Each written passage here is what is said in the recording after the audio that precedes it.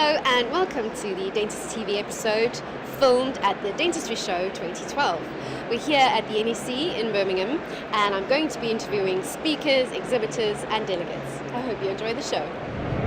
Richard, you've just done a presentation at the Dentistry Show. Do you want to tell me a bit about what you spoke about? Okay, well my topic is inhalation sedation, sometimes called RA, which is relative analgesia, and I had a great opportunity today to speak to the Hygienists and Therapists Symposium because 5 years ago the GDC changed the scope of practice to allow that group of DCPs to operate as sedationists too using RA.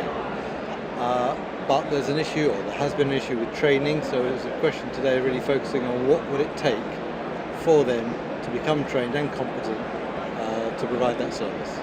And do you find that this group of DCPs are excited about the prospect of being able to deliver this kind of patient care? Well, they certainly are. I guess it depends. You see, if they're working in a practice where they're already using the technique, one hygienist came up to me immediately afterwards and said she's very keen because her boss wants her to be able to do this for their anxious patients. If they're working in community, the same kind of applies. So there's definitely a place for it. And in terms of your presentation, were there any interesting questions and interactions that came about from the audience? Well, there was a great deal of interest in the live video I showed of patients having the treatment. We showed one case of a 12-year-old, I think it was, having 4 teeth extracted under sedation. You know, within 2 minutes she's perfectly recovered, smiling, having just had 4 teeth out. And she's going to grow up without a fear which has been brought about by perhaps having a general anaesthetic, so by avoiding a general anaesthetic. So it's a great service to the patients. One question came up at the end was, is it okay to use this technique for asthmatics? Oh yes. My answer really was, if you have somebody who is having an acute asthma attack or really wheezing and having difficulty breathing, you certainly wouldn't use it. But for somebody who's on your medical chart as asthmatic and they carry a puffer, but normally they're okay, it's a very good technique because it relaxes the patient. It means that the bronchial tree is relaxed. They have a higher oxygen intake from the gas and air mix that we're using than they will breathe in room air. So actually it's more beneficial, and the relief of their anxiety means that they're less likely to have an asthma attack. Sure. And what do you enjoy most about coming to shows like this and presenting to audiences? Well, this is the first time I've ever presented to an audience of this size. So it was a big thrill for me. Came about through a Twitter and Facebook contact with Murray Cotton actually. So that was interesting how social media can work in that way. I normally present to much smaller seminar type groups, 8 to 15 people. So it was a big stage for me today, but I enjoyed it. Ken, you're part of the speaking program here at the Dentistry Show. What are you speaking about later today? Well, it's a controversial subject. I'm talking about ovate pontic creation, which is, I suppose it bears a little bit of explanation. If you're a dentist, you'll know what it is. If there's a missing tooth, we have 4 ways of dealing with that. And the overriding popular way of doing that right now is with implants.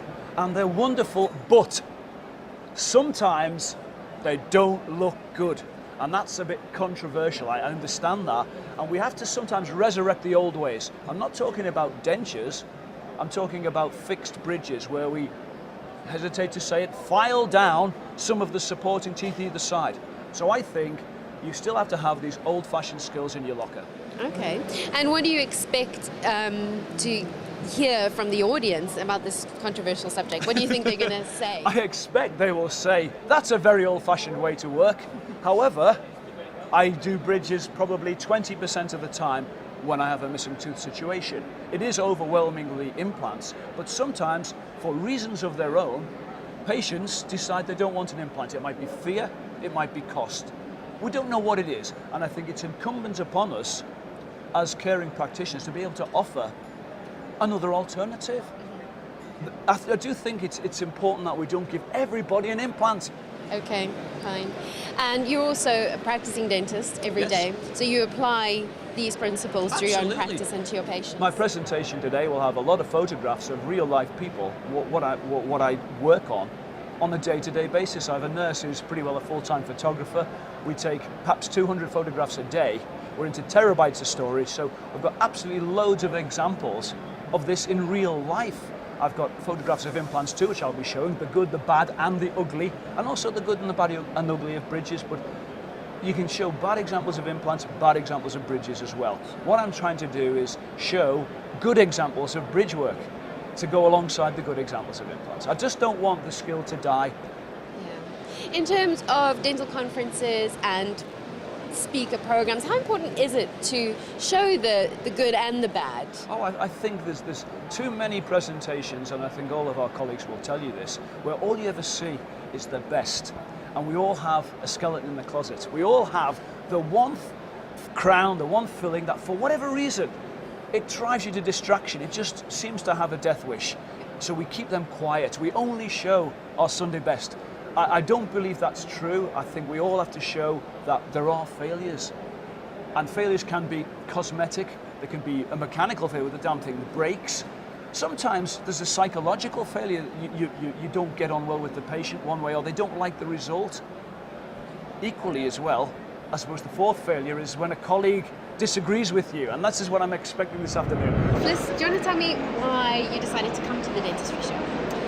Just looked at the programme and obviously saw the speakers that were coming today and just could be great.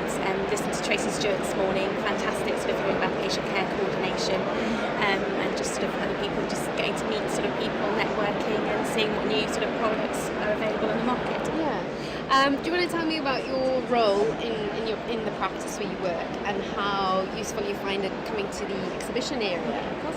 I'm a practice manager, so obviously it's great to sort of be able to come along and meet sort of other practice managers, just sort of interact with people, just hear about what's going on within the industry, and sort of take away tips and things that I can obviously put into practice and use when I go back.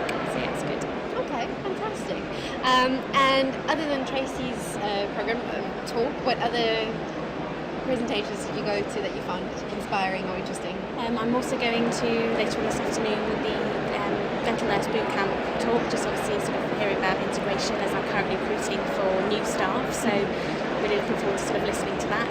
Just here for the one day, so I'll just sort of going around and see what I think. Yeah. So a boost of information and inspiration and taking ideas back with you. Yeah, sort of fire up to go back and then sort of pass it on to the team and sort of start integrating things into the practice. Brilliant.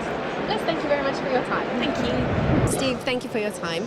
You've just been lecturing this morning here at the Dentistry Show. Yes, I have. Can you tell me a bit about what you spoke about? Well, my program today was called Realizing Your Dream. Okay. Achieving Your Fullest Potential. Okay. And what was that about? Well, I've given this program for 14 years in various different ways. And it's about the fact that I'm a full-time practicing dentist. To this day, I'm working this Monday, 2 days from now. And I know what it's like to face obstacles. We go to courses like this, we get all pumped up and excited. We hear very exciting, enthusiastic, and informative speakers. And then we go back on Monday, and it's really hard to put it together to make that happen, what you just heard.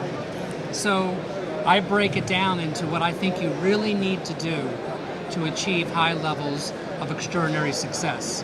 And I talk about everything from the very beginning about walking your talk through clinical excellence. I mean, you can't go out and buy a machine, with all due respect to the great manufacturers that we have in today's dentistry. That a machine doesn't solve your problems.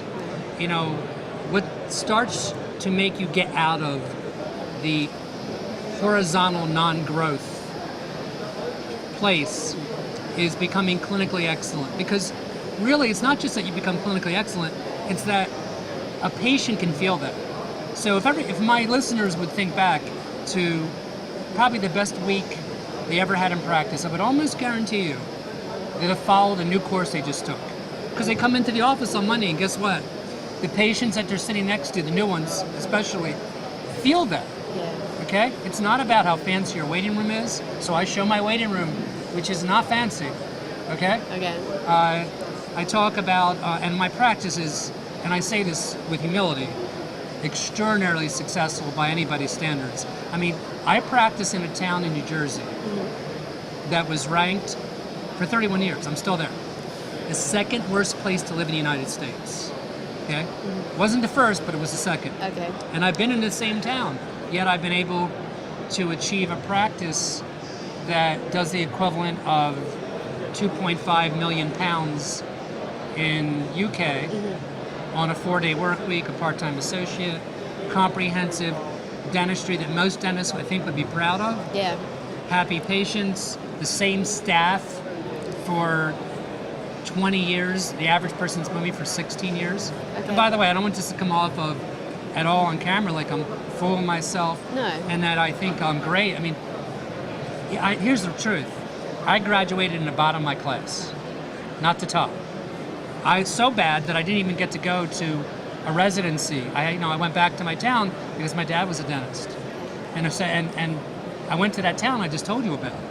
And so over 30 years, I nurtured and developed, and I just did it what I thought was natural.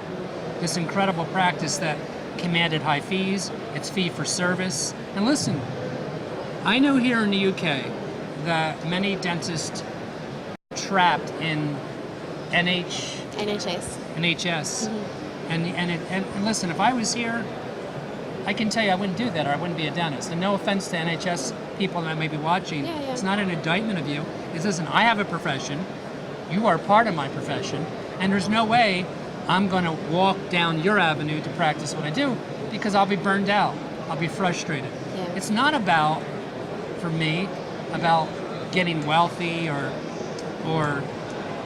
how much money I can deposit, because a lot of the people in my audience would be quick to tell you that the end of my presentation was all about the requirement to give back if you really want extraordinary success. Okay. Thank you for watching Dentist TV, which has been filmed by the crew of JSP Media Group. For more episodes of Dentist TV, have a look on our YouTube channel.